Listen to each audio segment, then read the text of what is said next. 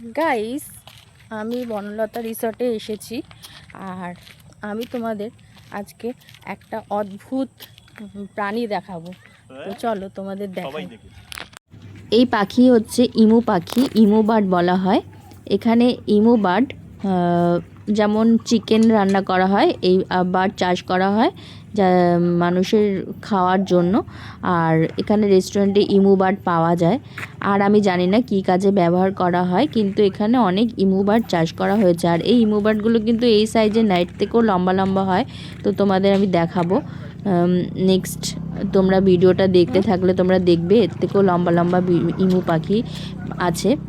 তো দেখো, এদের ঘাড়গুলো লম্বা লম্বা হয়, জাস্ট মানে মনে হয় যেন উট পাখির মতন। আর দেখো এখানে রয়েছে, এই পাখিটাকে বলে টার্কি পাখি। টার্কি পাখিকে এখানে চিকেনের মতো টার্কি পাখি খাওয়া হয়। টার্কি পাখি নাকি খুবই টেস্টি, আমি খাইনি কখনো। তো এরা বলে যে চিকেনের থেকেও বেশি টেস্টি এই বার্ডগুলো। এখানে ওই চিকেনের মতোই এখানে রান্না করা হয় বা এখানে রেস্টুরেন্টে পাওয়া যায়। এখানে এই মানে টার্কি বলা হয়, টার্কি পাখি। তো দেখো এদের গলাগুলো কীরকম ঝোলা ঝোলা হয়, অনেকটা চিকেনের মতো নাকি খেতে। তবে আমি ট্রাই করিনি, আমি বলতে পারবো না কেমন খেতে। তবে এখানকার লোকেরা বলে যে এই বার্ড নাকি এর মাংস নাকি খেতে খুবই সুস্বাদু। আর এই দেখো ইমু, ইমু কত লম্বা দেখেছো, একটা মানুষের থেকেও লম্বা, মনে হয় 7-8 ফুট লম্বা। দেখো কিভাবে এত লম্বা একটা বার্ড কিভাবে হাঁটে ওরা, দেখো। গাইস, আমি এসেছি বনলতা রিসর্ট, বাঁকুড়া জয়পুর জঙ্গলের কাছে। তো এই রিসর্টটা এক ধরনের ফার্ম হাউস বলতে পারো। এখানে বিভিন্ন কিছু চাষ হচ্ছে, ফুল চাষ হচ্ছে, অনেক রকমের প্রাণী, অনেক রকমের পাখি চাষ হয়েছে, অনেক রকমের গার্ডেনিং, মানে অনেক রকমের ভেজিটেবল, অনেক কিছুই এখানে দেখছি যেটা চাষ হচ্ছে। আর এইখানে যদি বনলতা রিসর্টে এসে তোমাদের বলতে গেলে, এখানে তোমরা যদি ঘোরো তোমাদের এখানেই অর্ধেক টাইম চলে যাবে।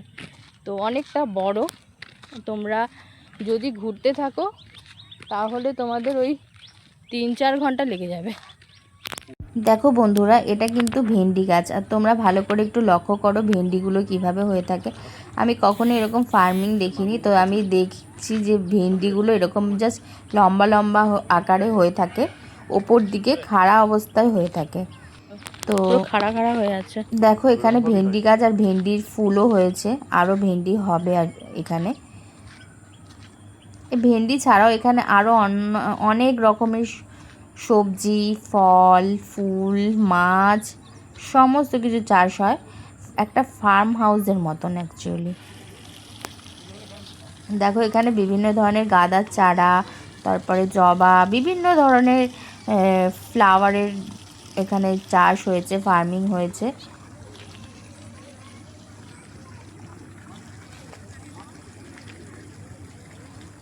এখানে দেখো মাগুর মাছ, তোমরা একটু ভালো করে লক্ষ্য করো, কি বড় বড় মাগুর মাছ, পুরো মাথাটা উঠিয়ে ওরা জল খাচ্ছে। তো এখানে মাগুর মাছ চাষ করা হয়েছে, প্রচুর পরিমাণে মাগুর মাছ আছে এই জলটার মধ্যে। স্পেশালি এখানে মাগুর মাছই চাষ করা হয়। এই মানে এই যে জায়গাটা তোমাদের দেখাচ্ছি, সেই জায়গাটাতে স্পেশালি মাগুর মাছ চাষ করা হয়।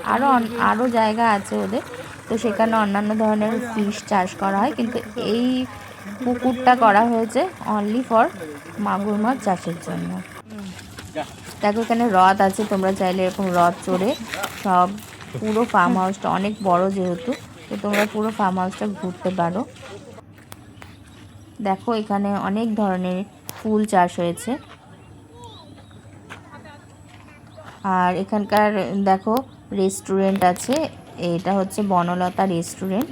এখানে খাওয়া দাওয়া করে, তোমরা যদি চা, কফি বা যে কোনো ধরনের তোমরা ফাস্ট ফুড বা তোমরা লাঞ্চ ডিনার করতে চাও, তোমরা এখানে এসে করতে পারো। তোমরা যদি এই রিসর্টে নাও থাকো, ইনকেস তোমরা এই রিসর্টে থাকলে না, তোমরা শুধু ঘুরতে এসেছো, তো এখানে তবু তোমরা ঘুরতে এসে এখানে খাওয়া দাওয়া করে কিন্তু যেতে পারো। এর জন্য এখানে থাকার কোনো প্রয়োজন নেই। আর তোমরা যদি থাকতে থেকেও এখানে লাঞ্চ করতে পারো, ডিনার করতে পারো, আর না হলে তোমরা হোটেলে অর্ডার করে নিতে পারো। তো আমরা হোটেলে অর্ডার করে নিয়েছিলাম। আর এখানে দেখো পেঁয়াজ এখানে সব ছড়িয়ে রেখেছে, সব রান্না এখানেই হয়।